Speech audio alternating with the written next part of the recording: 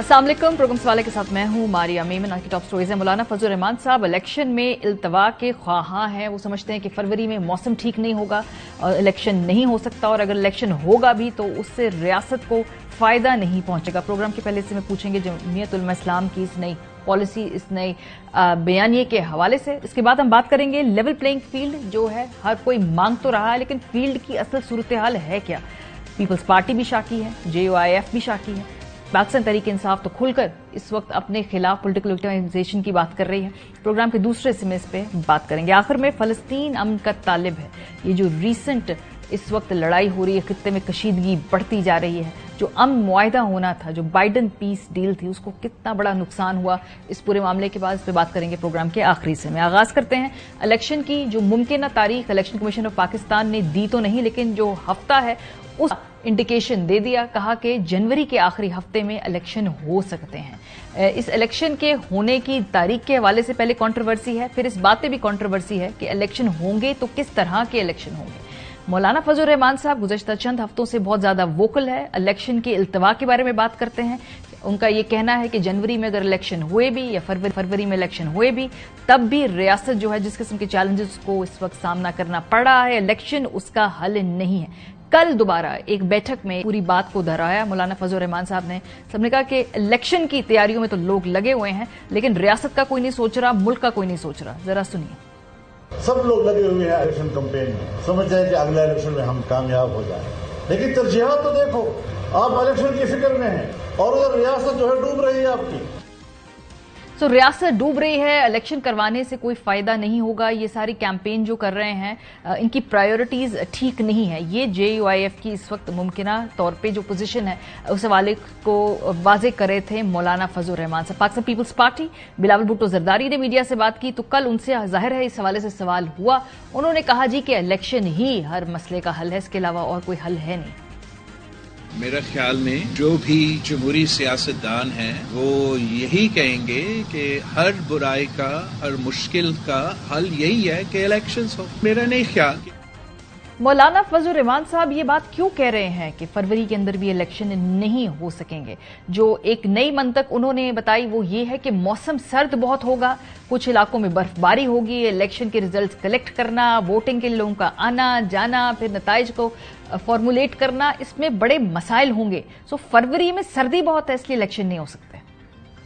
जनवरी के आखिर में मौसम के लिहाज से देख लिया जाए, खुशदार से लेकर पूरा शुमाल बलोचिस्तान और फिर हमारे वजीरिस्तान से लेकर चतराल तक, फिर वहाँ से लेकर पूरा स्वात, शांगला, कोहिस्तान, एबटाबाद, मरी तक, ये तो उन दिनों में ऐसे होंगे कि जहाँ पर आबादी नहीं होगी। इतनी बड़ी आबादी वो इस काबिल नहीं होगी कि वो अपने इलाकों में वोट के लिए जा सके। ये पहली मर्तबा नहीं है कि पाकिस्तान में सर्दी के मौसम के अंदर वोट होने जा रहा है। क्विकली आपको बताते हैं कि इससे पहले फरवरी और उसके इर्द गिर्द ठंडे मौसम में कब कब इलेक्शन हुए हैं मुल्क की तारीख के अंदर। दिसंबर 1970 में पाकिस्तान के अंदर आम इंतखाबात हुए थे, तब भी सर्दी का मौसम था। फरवरी 1985 में भी मुल्क में आम इंतखाबात मुनक्किद हुए थे। नवंबर 1988 में पाकिस्तान के अंदर आम इंतखाबात हुए थे। फरवरी 1997 में भी मुल्क में आम इंतखाबात का इनेकाद हुआ था। फरवरी 2008 में भी पाकिस्तान के अंदर जनरल इलेक्शन का इनेकाद हुआ था। दिसंबर 2021 में खैबर पख्तूनख्वा में बल्दियाती इलेक्शन हुए थे और उसमें JUIF को बड़ी कामयाबी भी मिली थी। फरवरी 2022 में खैबर पख्तूनख्वा के 13 अजला में जिमनी बल्दियाती इलेक्शन भी हुआ था। तो इस मुल्क में जो इलेक्शन कमीशन है, जो इंतजामिया है, उसकी कैपेसिटी तो है फरवरी के अंदर इलेक्शन करवाने की, और ये ऐसा माजी में हो चुका है। तो इस मर्तबा क्या मुख्तलिफ होगा। इसके अलावा जो लेवल प्लेइंग फील्ड की बात अब मौलाना फजल रहमान साहब भी करते हैं, इस पे भी बात करेंगे। प्रोग्राम के पहले से मैं हाजी गुलाम अली साहब, गवर्नर खैबर पख्तूनख्वा हमारे साथ मौजूद हैं। बहुत शुक्रिया गवर्नर साहब। सर, सबसे पहले तो ये जनवरी और फरवरी वाली क्लैरिफिकेशन दे दें, क्या वाकई चूंकि इंतजामिया वहां पर खैबर पख्तूनख्वा की इससे पहले इलेक्शन करा चुकी है, इस मर्तबा क्यों ऐसा लग रहा है कि जनवरी के अंदर अगर इलेक्शन होंगे तो वो सर्दी की वजह से उनमें प्रॉब्लम आ सकता है। क्या कैपेसिटी है सूबे की इंतजामिया की जनवरी के आखिर में या फरवरी में इलेक्शन कराने की? बिस्मिल्लाहिर्रहमानिर्रहीम। मारिया, बहुत शुक्रिया। एक अहम मौजू पे आपने आज मुझे मदऊ किया, आपका शुक्रिया अदा करता हूँ। देखिए, मुल्क में मुख्तलिफ सियासी जमातें हैं اور ان کی سوچ یعنی سب اس پہ متفق ہے کہ ملک کا موجودہ سیاسی صورتحال کا واحد حل یہ الیکشن ہے.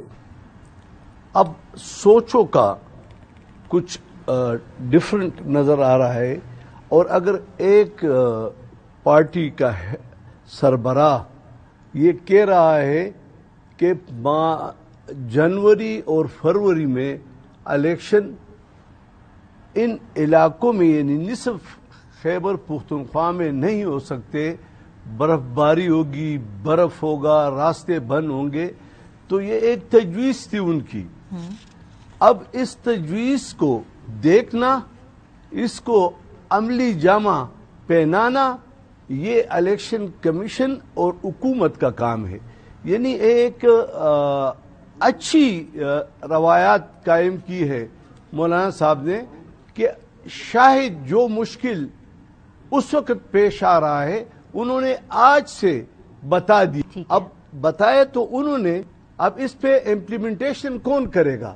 جس طرح آپ نے فرمایا کہ پہلے الیکشن ہو چکے ہیں، تو اسی طرح حکومت، ہمارے ادارے، ہمارے موسمیات کے ادارے، الیکشن کمیشن، یہ سب کچھ بیٹھ کے بتا دے گا. لیکن مجھے گورنر صاحب نہیں مجھے پرابلم سمجھ اس لیے نہیں آئی کیونکہ پچھلے سال یہ 2022 کا بھی ہم نے نکالا ہے، یہ JUIF نے 21 کے اندر بھی اور 22 میں بھی الیکشن میں حصہ لیا، اور اس وقت اچھے ریزلٹس آپ لوگوں کے حق میں بھی آئے تھے.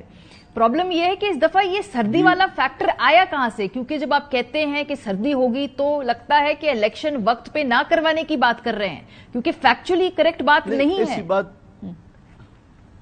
ایسی بات نہیں ہے. آپ بجا فرما رہے ہیں، آپ کے پاس جو ڈیٹا ہے وہ ٹھیک ہوگا، لیکن میں آپ کو خود بتا دینا چاہتا ہوں. ذرا آپ چیک کر لیں کہ ابھی ستمبر، اکتوبر یعنی نومبر سے اگلے مہینے سے لے کر مارچ تک ناران، کاغان، جتنے بھی ایریا ہے یہ بند ہو جائیں گے، اور اس پہ کوئی ٹریفک رواں دواں نہیں ہوگی. ٹھیک ہے، آپ دیکھ لیں. میں اسی طرح اگر آپ کالام دیکھ لیں، اگر آپ باقی ایریا دیکھ لیں، تو یہ ایک بات ہے. اس کے لیے کچھ راستہ ڈھونڈنا ہوگا الیکشن کرانے کے لیے.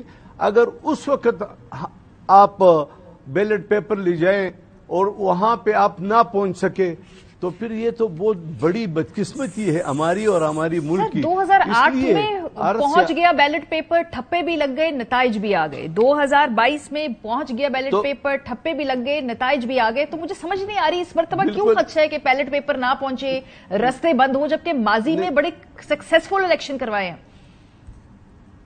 دیکھیں، آپ بجا فرما رہی ہیں، آپ بھی درست فرما رہی ہیں، لیکن ایک بات ہے، اگر ایک سیاسی لیڈر نے کہہ دی، دوسری جماعت کے سیاسی لیڈر کوئی دوسری بات کہے گا، تو اس کی رسپانسبلٹی یا اس کو چیک کرنا یہ کون کرے گا؟ ٹھیک ہے، یہ تو ہمارے پروونشل گورنمنٹ میں ہمارے ادارے ہیں، وہ چیک کریں گے اور کہہ دیں گے کیا ان کی میں جو بات کر رہا ہوں تو پھر یہ مانی جاتی ہے. پھر الیکشن کمیشن نے اس کو آئین نے پورا اختیار دیا ہے اور وہ کہہ بھی رہے ہیں کہ الیکشن ہم کریں گے، تو اس میں کوئی حرج نہیں. یعنی تم کسی کے رائے پہ قدغن لگانا یہ مشکل ہے، یہ نہیں لگانا چاہیے. لیکن sir, as a governor of KP آپ کی ذاتی رائے کیا ہے؟ کیونکہ ابھی تاریخ بھی آ جائے گی نومبر میں، جنوری کے آخر میں یا فروری کے مڈ میں الیکشن ہو جانے چاہیے. کروا سکتی ہے، اتنی کیپیسٹی ہے؟ کیونکہ آبویسلی حکومتوں کی طرف سے بھی جب مین پاور چاہیے ہوگی تو الیکشن جنوری یا فروری میں ہو سکتے ہیں ٹیکنیکلی. دیکھیں، اب تو چونکہ قانون نے، آئین نے اختیارات الیکشن کمیشن آف پاکستان کو دے دیے ہیں اور وہی اس پہ رائے دے گی. جب یہ اختیار میرے پاس تھا اور آپ مجھ سے تاریخ مانگ رہے تھے تو میری یہی رائے تھی. میں نے لکھ کے بھیجا، 5 خطوط بھیجے، میں نے کہا چیک کرو. یعنی میں بحیثیت ایک سیاسی کارکن یہ اس پہ متفق ہوں کہ موجودہ سیاسی اور معاشی صورتحال کے بہتری کے لیے الیکشن ہونا لازمی ہے. ٹھیک ہے. میں نے آج سے 1 ماہ پہلے بھی تقریباً ایک انٹرویو میں کہا کہ اگر کہتے کہ حلقہ بندیوں سے پہلے الیکشن کرایا جائے تو یہ پھر 5 سال لوگ مسلسل کہیں گے کہ حلقہ بندیاں نہیں ہوئی تھی اور مردم شماری کے جو آئین کا تقاضا ہے اس پہ امپلیمنٹیشن نہیں ہوا تھا. صحیح. تو اگر 1 مہینہ لیٹ بھی ہو گیا تو ٹھیک ہے. الیکشن کمیشن نے کہا کہ ہم اینڈ آف جنوری میں الیکشن کرائیں گے.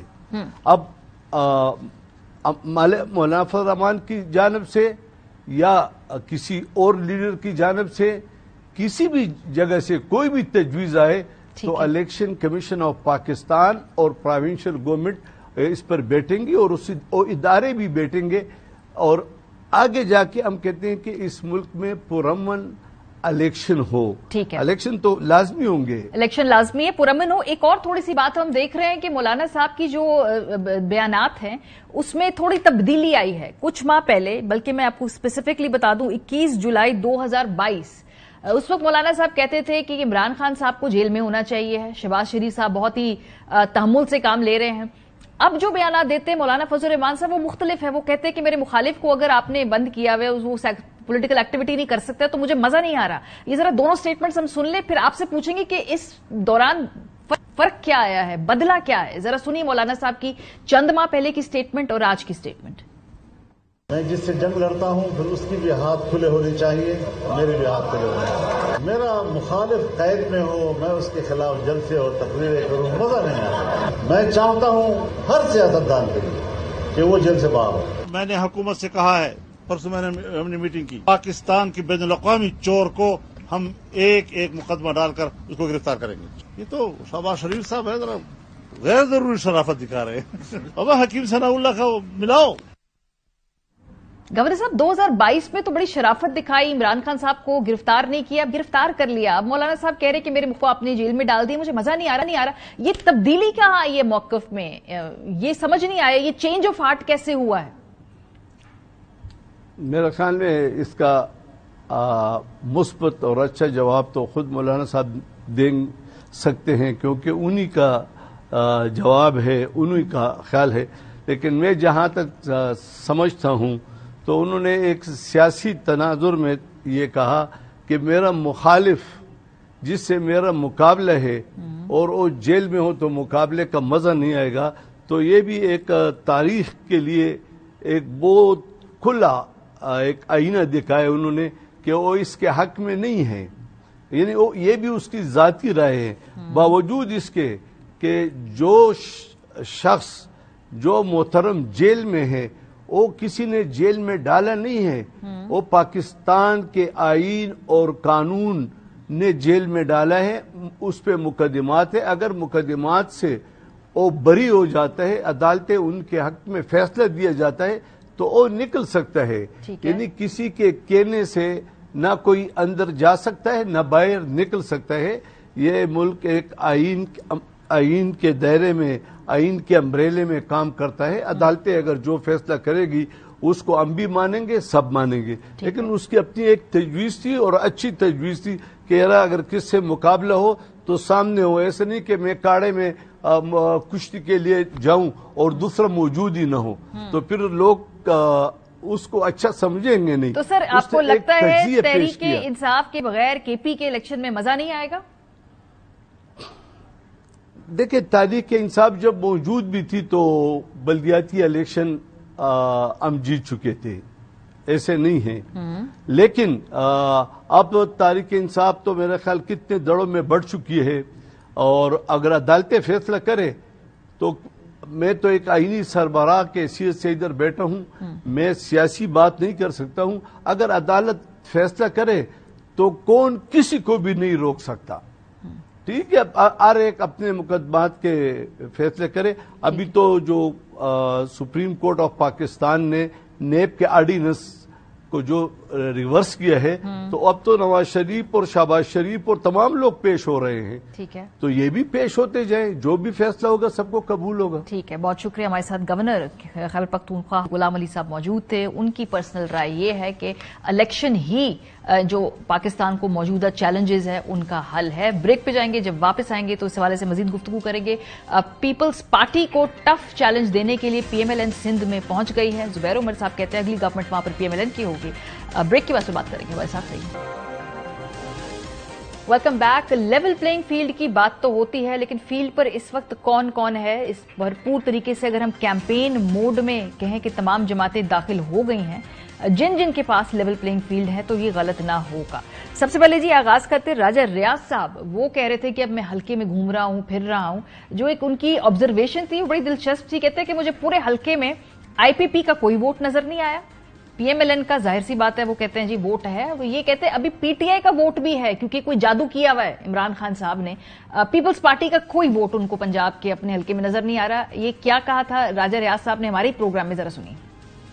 मैं हल्के में फिर रहा हूँ, मुझे हल्के में किसी जगह भी काम पार्टी का एक वोट भी नजर नहीं आया। बिल्कुल पीपल्स पार्टी का पंजाब के अंदर वोट नहीं है। तरीके इंसाफ से भी लोग कुछ जो लोगों को समझ नहीं है, या जो हमारे बच्चे हैं उनके ज़हन इतने इस आदमी ने पता नहीं जादू किया हुआ है, क्या किया हुआ है। इस चीज को मैं तस्लीम करता हूँ कि उसके जरासीम पीटीआई के इमरान खान के अभी जरासीम हैं।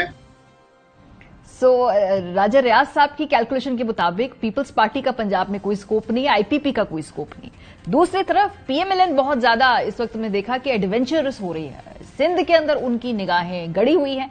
जुबैर साहब ने तो आज क्या सियासी बयान कहें या जोश में आकर कहें या फिर ये मुस्तकबिल के मंजरनामे की एक तस्वीर कशी कर दी, जिसमें उन्होंने कहा जी कि अगली जो गवर्नमेंट है वो कोशिश करेंगे कि पीएमएलएन बनाए सिंध के अंदर। ये जुबैर साहब ने दावा कर दिया, जरा सुनिए। इस दफा का जो इलेक्शन होगा हम मुकाबला करेंगे पीपल्स पार्टी के साथ, टक्कर का मुकाबला करेंगे। नवाज शरीफ साहब कराची और सिंध वालों से ये वादा करें कि अगर उन्होंने वोट दिया मुस्लिम लीग नवाज को, कराची को लाहौर की तरह बना देंगे। वो कह सकते हैं, बिलावल भुट्टो को हम कहेंगे कि आप लाहौर जाएं और यही चीज बोलें कि आप वोट दो लाहौरियों, मैं बनाऊंगा लाहौर को कराची की तरह। मेरा ख्याल है सब समझ जाएंगे कि इस तरह मजाक करते हैं। जाहिर सी बात है इलेक्शन कैंपेन फुल ब्लूम के अंदर है। हमारे साथ प्रोग्राम के हिस्से में अतर काजमी साहब मौजूद हैं, अमिर जिया साहब मौजूद है। कौन फील्ड पे है, कौन ऑफ फील्ड है, किसके लिए लेवल प्लेइंग फील्ड है, किसके लिए नहीं है, ये सारी सूरत हाल के बीच में क्या इलेक्शन जनवरी के आखिरी हफ्ते या फरवरी में हो भी जाएगा या नहीं होगा? राजा रियाज साहब ने मेरे प्रोग्राम में कल दोबारा कहा है कि फरवरी में इलेक्शन होगा ही होगा और तमाम जमातें मानेंगी, इलेक्शन में हिस्सा भी लेंगी। अमिर जिया साहब आपसे आगाज करते हैं। पीएमएलएन बड़ी एक्टिव नजर आ रही है बशीर मेमन साहब के इंडक्शन के बाद इंटीरियर सिंध के अंदर, और वैसे वो थोड़े उनके हौसले बुलंद हो गए हैं। क्या सिचुएशन है? क्या आपको लगता है कि पीएमएलएन कोई डेंट वगैरह वहां डाल सकेगी पीपल्स पार्टी के गढ़ के अंदर? देखिए, जहां तक सिंध का ताल्लुक है उसमें नून लीग ना होने के बराबर है। आटे में नमक की एक मिसाल है, तो आटे में नमक के हिसाब से भी नहीं है, क्योंकि आपका भी मतलब है कराची को आप अच्छी तरह जानती हैं, और जब कराची को जो लोग जानते हैं वो देही सिंध की सियासत को भी समझते हैं। तुम्हें समझना ये चाहिए कि जितने बड़े जागीरदार हैं, जो इलेक्टेबल्स हैं, वो तमाम के तमाम जो है वो पाकिस्तान पीपल्स पार्टी की पॉकेट में है, उनकी जेब में है। अच्छा, उसके अलावा फिर उसका एक ट्रेडिशनल रिवायती जो है वोट बैंक है, जो भुट्टो खानदान से वाबस्ता है, बेनजीर भुट्टो साहिबा से, जुल्फकार अली भुट्टो से, और उसका वो जो है सही या गलत जो है बिलावल भुट्टो में तलाश करते हैं, और जो है उनकी जो बेटी है आसफा, उनमें तलाश करते हैं। तो मैं नहीं समझता कि देही सिंध में जो है कोई चैलेंज कर सकेगी। नून लीग का तो भी कोई वहां पे नाम लेवा है ही नहीं। और अब देखिए ना कि वहां पर एमक्यूएम, जीडीए और जेयूआईएफ जो है कि इत्तेहाद बनाने की कोशिश कर रहे हैं, और उन्होंने बना भी अगर वो लेंगे तब भी वो थोड़ा बहुत मुकाबला कर सकेंगे। मैं नहीं समझता कि देही सिंध में पीपल्स पार्टी को ललकारा जा सकता है। इसका मतलब ये हरगिज नहीं है कि पीपल्स पार्टी की कारकर्दगी बड़ी मुतासिर कुन है, लेकिन वहां का फिनोमेना, वहां की पॉलिटिक्स ऐसी है कि वहां पर अभी तक पीपल्स पार्टी का मद्दे मुकाबिल आया नहीं है देही सिंध में। सही। तो अभी अगर इलेक्शन होंगे तो सिंध के अंदर आपको दोबारा पीपल्स पार्टी की हुकूमत बनती दिखाई दे रही? जी, मुझे तो कोई इसमें शक शुबा नहीं है कि पीपल्स पार्टी के अलावा और कोई जमात, जीडीए को मैं नहीं समझता कि वो इसमें कोई कारनामा अंजाम दे सकेंगे, या जो नया इत्तेहाद बना है। मैं बात ही कर रहा था कि जो शहरी सिंध है उसमें एमक्यूएम का वो जोबन नहीं है, 90 की दहाई की मुत्तहिदा कौमी मूवमेंट पाकिस्तान नहीं है। पीटीआई जो है इज अ डिक्लाइनिंग फोर्स, बहुत ज्यादा डिक्लाइन कर गई है। تو یہاں پر بھی گو کہ ایم کیو ایم 18 کے مقابلے میں ذرا سی ان کی بہتر کارکردگی ہمیں اندازہ ہو رہا ہے، ہو سکتا ہے کہ ہو کہ پی ٹی آئی کی کچھ نشستیں ان کو مل جائیں گی، لیکن یہاں پر پیپلز پارٹی بھی اربن سندھ میں غالباً گین کرے. میئر ان کا آیا ہوا ہے، کسی بھی طرح سے آیا، بہت تنقید ہوئی لیکن وہ لوگ گین کریں گے. تو میں نہیں سمجھتا کہ یہاں پہ زبیر صاحب بڑی ماڈریٹ بات کرتے ہیں، بڑا مطلب میں سمجھتا ہوں ریشنل پولیٹیشین میں سے ہیں، لیکن جوش خطابت میں بعض اوقات چھکا لگ جاتا ہے، تو ہمیں اس کا اتنا سنجیدگی. تو یہ جو دعوے ہم اس کو جوش خطابت کے کھاتے میں ڈال دیتے ہیں، ٹھیک ہے نا. لیکن ایک اور اس پہ بات ہے تھا، لیول پلینگ فیلڈ کی بات بار بار پیپلز پارٹی کر رہی ہے. ان کی میرے نزدیک لیول پلینگ فیلڈ کی ڈیفینیشن وہ ہے کہ وہ ویسی ہی لیول پلینگ فیلڈ فراہم ہو جیسے میئر کے الیکشن کے اندر ان کو ملی.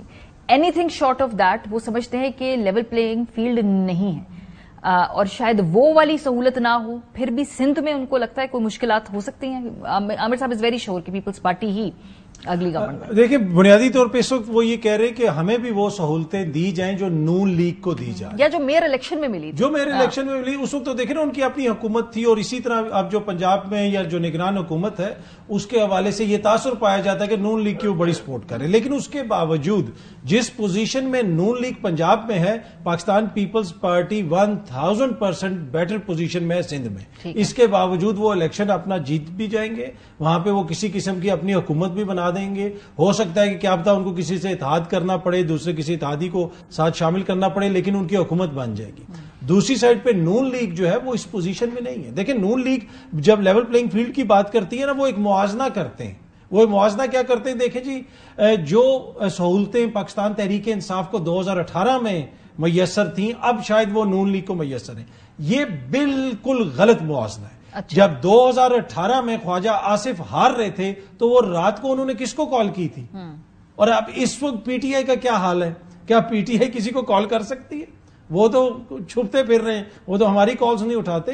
تو میرے خیال میں اس وقت جو سہولتیں پیپلز پارٹی کو اور نون لیگ کو میسر ہیں، اگر اس کا عشر اشیر بھی پی ٹی آئی کو مل جائے تو یقین کریں کہ وہ بڑے اس سے مطمئن ہوں گے. پر پھر بھی ساری پرابلمز کے باوجود پاکستان پیپلز پارٹی سندھ میں مجھے نہیں لگتا کوئی زیادہ پرابلم. ٹھیک ہے، تو یہ ساری اس کو ہم فی الحال سمجھے کہ ایک الیکشن کی کیمپین کے موڈ میں آ کر اس طرح کے دعوے ہو رہے ہیں. لیکن جو پنجاب کے اندر اس وقت صورتحال ہے، میں نے راجہ ریاض صاحب کی اس لیے بات سنوائی کہ وہ ایک سیمپل سیٹ ہے، وہ حلقہ ہے جس کے اندر انہوں نے بتایا کہ جی آئی پی پی کا ووٹ نہیں ہے، پی ٹی آئی کا ووٹ ہے، پی ایم ایل این کا ووٹ ہے، پیپلز پارٹی کا ووٹ نہیں ہے. سو یہ جو ووٹ کی تقسیم ہے عامر صاحب، اس کا فائدہ پی ایم ایل این اٹھائے گی؟ کیا یہ ان کو موقع ملے گا اس سارے ثمرات اٹھانے کا اس وقت کی صورتحال کا؟ کہ بظاہر تو اگر آپ دیکھیں کہ جی اگر پی ٹی آئی پھوٹ چکی ہے اور یقیناً پیپلز پارٹی کی انگریس نہیں ہے اس کے اندر پنجاب میں اتنی جتنی کہ ان کو دعویٰ ہے، تو یقیناً بظاہر لگتا ہے کہ نون لیگ کو اٹھانا چاہیے. لیکن مجھے ذرا سے شک و شبہ ہے، کیونکہ اس وقت جو ہے یہ بات نہیں کہ نون لیگ کے پاس کچھ بیچنے کو بیانیہ نہیں ہے، کوئی ویژن نہیں ہے. اور آج بھی اگر آپ مریم صاحبہ کی آپ تقریر سنیں جس میں ایک بڑا مجھے حیرت ہوئی کہ آج سب سے بڑی جو خبر ہے دنیا کی وہ ہے فلسطین اور اسرائیل میں جو کچھ ہو رہا ہے.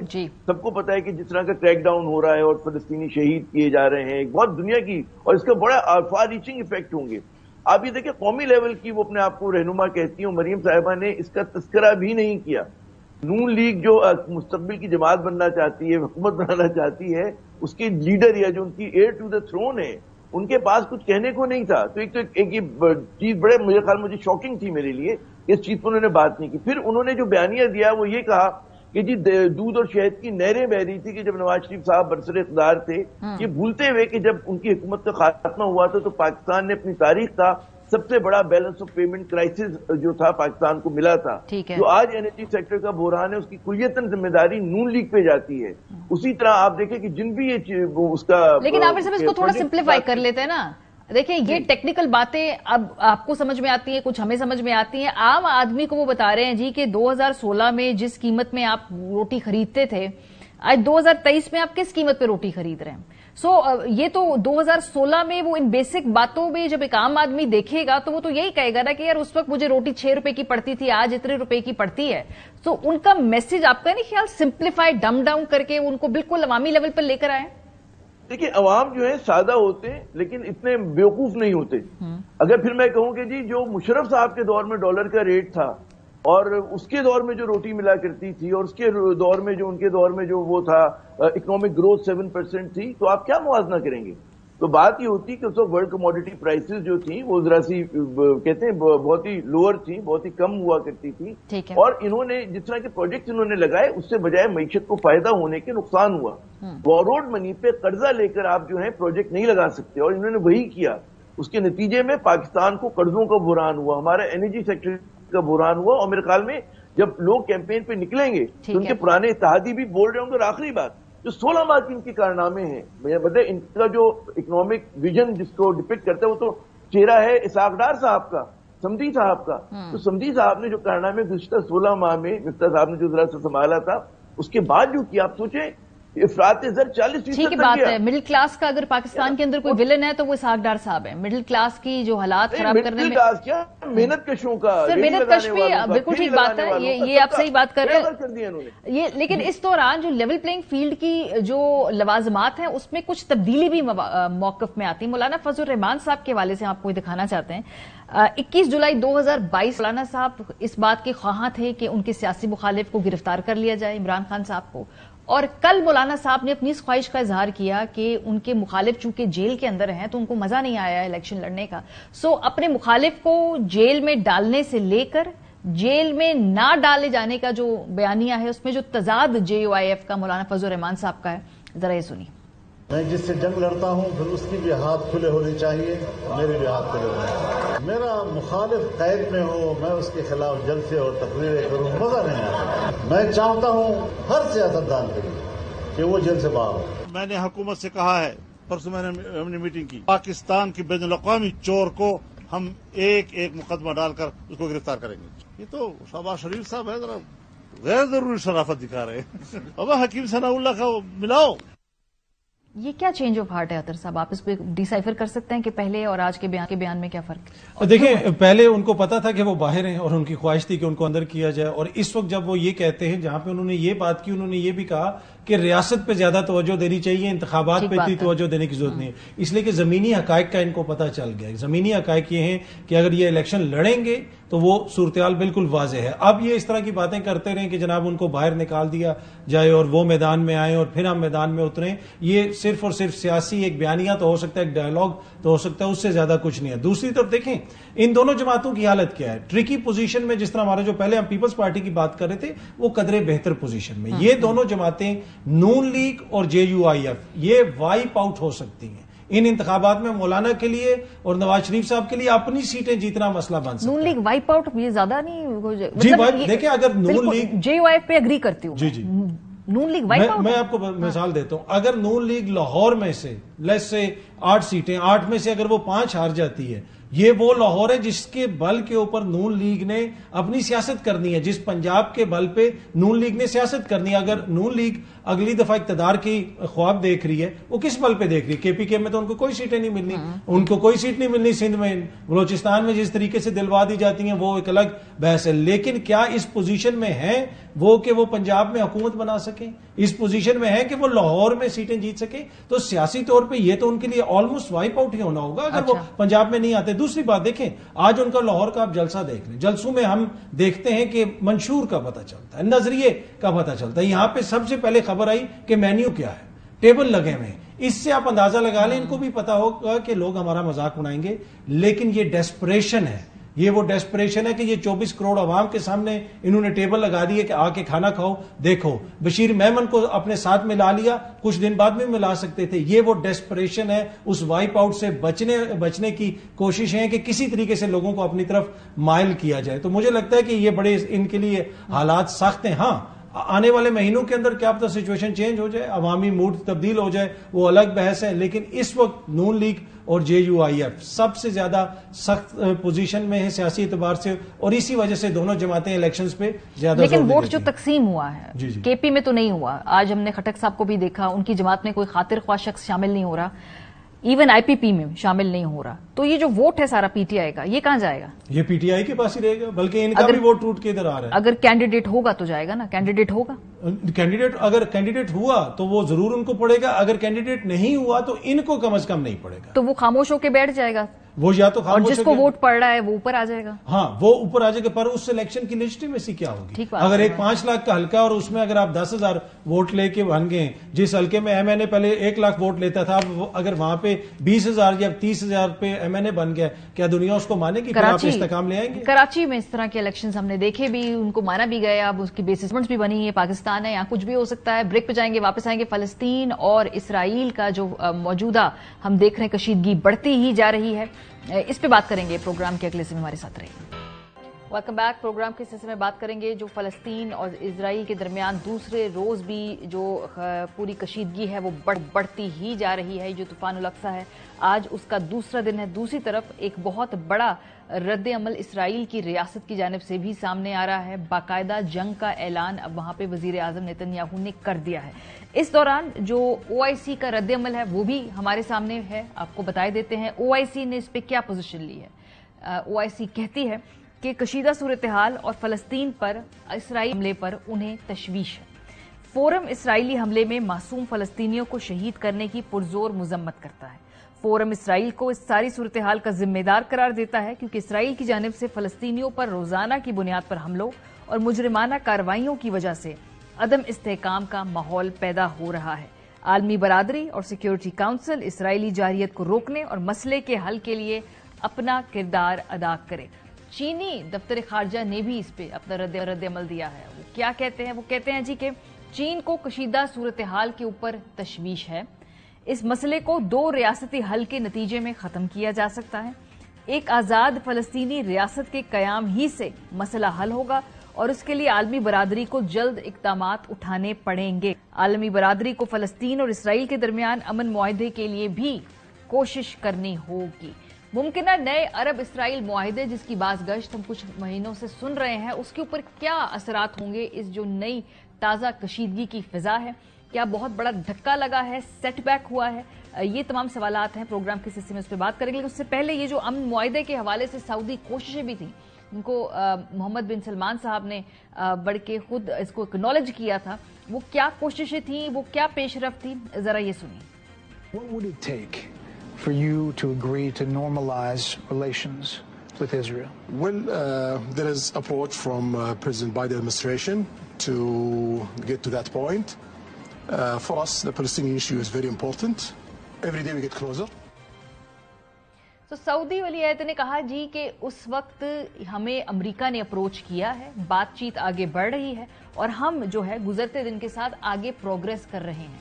जो इसराइली वजीर आजम नेतन्याहू से जब इस हवाले से सवाल पूछा गया और उन्होंने ये बोला कि एक बहुत ही ड्रामेटिक ब्रेक थ्रू के करीब है ये पूरे खित्ते के अंदर जो अब अगला मामलात ठीक होने जा रहे हैं, उन्होंने किन अल्फाज में इस ब्रेक थ्रू या जो इस मुआहदे की तरफ पेशरफ्त को बयान किया, जरा सुनिए। We are at the cusp of an even more dramatic breakthrough, an historic peace between Israel and Saudi Arabia. Such a peace will go a long way to ending the Arab-Israeli conflict. It will encourage other Arab states to normalize their relations with Israel. तो मामलात यहाँ तक थे कि Saudi अरब की तरफ से जिसे कहते हैं थोड़ी थोड़ी बर्फ पिघल रही थी। इसराइली वजीर आजम बहुत ज्यादा आगे बढ़ के क्लेम कर रहे थे कि ना सिर्फ अरब ममालिक बल्कि और मुसलमान रियासतें भी गालिबन इस पूरे मामले में आगे शामिल होंगी। द वॉल स्ट्रीट जर्नल ने ये रिपोर्ट किया था जिसमें वो कहता है, वॉल स्ट्रीट जर्नल का ये आर्टिकल, कि सऊदी अरब ने अमेरिका को पैगाम पहुंचाया है कि वो नए साल के शुरू में कीमतें ज्यादा होने की सूरत में तेल की प्रोडक्शन बढ़ा देगा। सऊदी अरब की जानिब से इस फैसले का मकसद इसराइल के साथ अमन डील हासिल करना है। तो उस पूरे कॉन्टेक्स्ट में अब ये इस वक्त ये जो झड़पें हैं ये चल रही हैं, ये जो कशीदगी है ये बढ़ रही है। अब क्या इस अमल को अब हम हॉल्टेड समझें या इसके आगे मजीद जो रद्द अमल सामने आया है अरब रियासतों की तरफ से, पूरी दुनिया के अहम ममालिक की तरफ से, उसकी रोशनी में हल मुमकिन है अब भी इस पूरे कॉन्फ्लिक्ट का? इस पर बात करेंगे। हमारे साथ डॉक्टर मलिहा लोधी साहब मौजूद हैं, माहिर उमूर। बहुत शुक्रिया डॉक्टर साहब हमें ज्वाइन करने के लिए। अभी फिलहाल जाहिर सी बात है इसराइल ने तो फुल ब्लोन जंग का ऐलान कर दिया है, फलस्तीनी भी आगे से रेजिस्टेंस कर रहे हैं। अभी आपकी क्या पेश गोई है, मतलब आपका इस हवाले से क्या ख्याल है कितने अरसे अभी हम देखेंगे कि ये जो कॉन्फ्लिक्ट है, आर्म्ड कॉन्फ्लिक्ट जो करंट है, ये होगा और उसके बाद कहीं ना कहीं ठहराव आएगा हाल? देखिए, इस वक्त तो जो लड़ाई है उसने बहुत ही शिद्दत इख्तियार कर ली है और एस्केलेशन होती जा रही है। और जैसे आपने खुद भी सुना होगा, इजराइल ने कहा है कि ये एक बहुत ही तवील और लंबी जंग होगी। तो खदशा इस वक्त ये है कि अगर इजराइल गाजा स्ट्रिप को जाके उस पर कब्जा कर लेता है और वो इन्वेड करता है, तो फिर बहुत ज़्यादा खून खराबे का डर है। बहुत वाइड स्प्रेड ब्लड शेड हो सकती है, इसलिए कि गाजा तो बहुत ही एक नैरो सी जगह है और दुनिया की सबसे, मैं समझती हूँ कि सबसे हेविली पॉपुलेटेड टेरिटरी समझी जाती है। तो गाजा के जो लोग हैं फ़लस्तीनी, उनके पास तो कहीं भी जाने को, पनाह लेने के लिए कोई जगह नहीं होगी।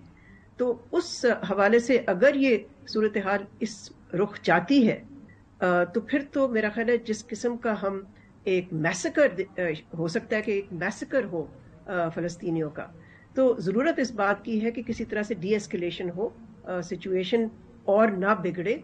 लेकिन अभी तक हमने कोई इस तरह की इनिशिएटिव नहीं देखी। हाँ, ये ज़रूर है कि आज यूएन सिक्योरिटी काउंसिल की इमरजेंसी मीटिंग हो रही है। अब देखना यह है कि उसमें से कुछ निकलता है या वहाँ पर भी उसी किस्म की पोलराइजेशन और डेडलॉक नज़र आती है जो कि हमें इंटरनेशनल लेवल पे नज़र आ रही है। देखें, एक तरफ से मगरब जो है, मगरबी ममालिक जो हैं, वो तो खुल्लम खुल्ला फुल सपोर्ट कर रहे हैं इजराइल को, और उनमें से तो चूं नहीं निकली, एक लफ्ज़ नहीं निकला।